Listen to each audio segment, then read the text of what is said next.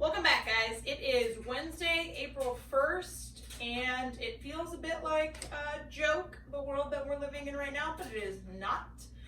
This is the real world, and here we are in it. Welcome back to my gym.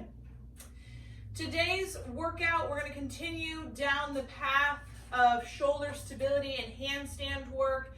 Again, get creative with this, guys. We'll use what we've got. I've got my fancy broom. We're going to warm up our shoulders coming through 10 total shoulder dislocates or rollouts. If we have bands at home, bands are a great tool to use. Gives a little more natural movement to the shoulder. Totally up to you. If you've got that, great. If you don't, that's okay too. The second one we're going to do is the around the world. So we're going to drop the bar to one side of my body, all the way down to the back, up and around. So the bar should physically go around your body, hence the literal name, around the world. From here, we're going to go to 10 overhead squats. We're going to go wide hand position. If we're not sure where the hands should go, if I crease at the hip and I stick that bar into that hip crease, reaching my hands out from there, I'm obviously limited because I have a broom. That should be our hand position overhead, really focusing on that weight sitting in this mid back versus up in the traps. So if you're feeling it up in your traps, take a video, send it to me, we can look at what's going wrong. So heels outside of the hips. From there, we're going to have the hip creasing the knee in that bottom position, coming back into that full stance, so 10 overhead squats. Warm up today is 10 shoulder rollouts, 10 around the world, 10 squats for 3 rounds. The shoulder stability, I've had a few questions about this. You are either going to do the shoulder stability program or the handstand push-up work, not both. The shoulder stability is, depending on where your skill level is more so designed for people that don't want to go upside down. Because I get it, there are some people that have no interest in ever being on their hands. Totally cool, doesn't mean we can't make some progress. If we're doing the shoulder stability program today, we are going to do a 200-foot object bear hug walk. So let me pull out my fancy schmancy 50-pound bag. From here, we're physically gonna treat it almost like a stone, right when we do that strongman work. I'm gonna have my arms come around. I'm gonna physically have my hand grab my physical wrist, and I'm gonna pull that weight as tight into my chest as I can. 200 meters down and back. You should start to feel that really pull through the upper to mid back. 50 pounds of my pea pebbles. If you missed that, go back a few videos and you'll see the DIY home equipment. You can see how you make a sandbag at home in 10-pound increments. From there, we are going to do 30 banded face pulls.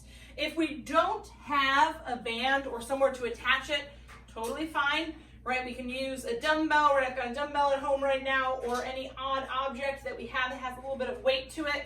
From here, much like the good morning, I'm gonna hinge at the hips, chest parallel to the floor. I'm gonna come up, pause for 1 second at the top, and then come back down.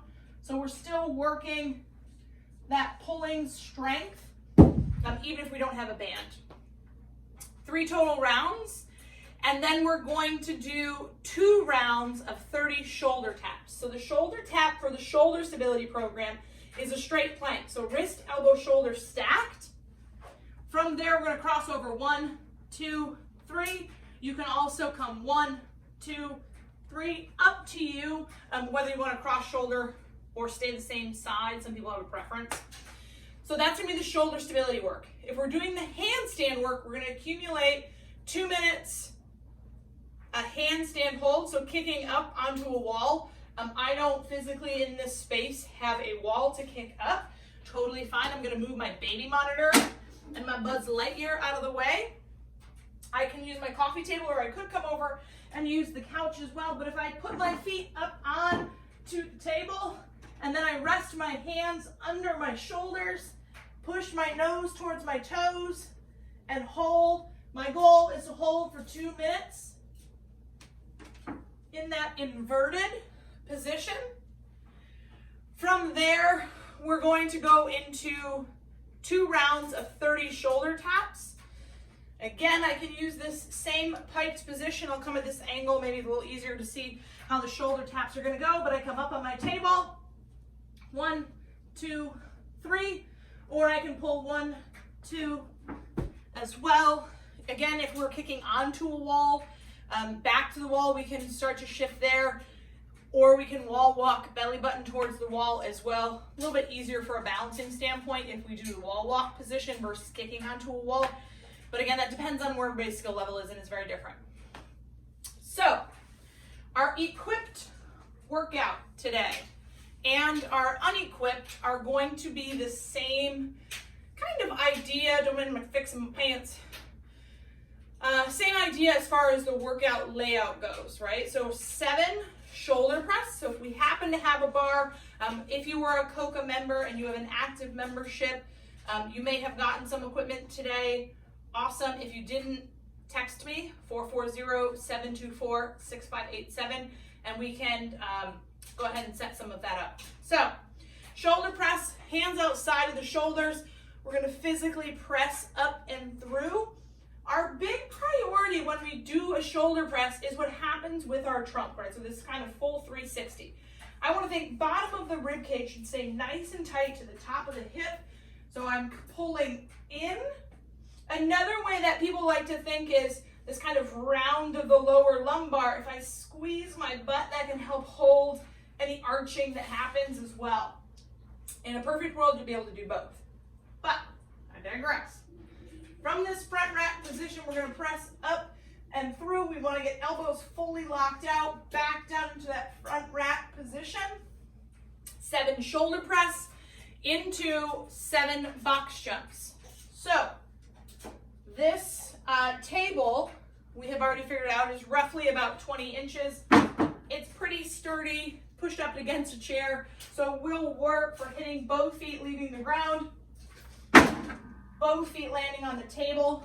It's really freaking loud, so definitely wouldn't recommend that during nap time. But remember, we can do step ups, we can use our stairs, right? So we can get creative with box jumps or box jump replacements. So 7 shoulder press, 7 box jump, 7 rounds, and then we're immediately going to go into 7 floor press. Or I suppose if we have a bench or a table that we could use, right? So this table just happens to be,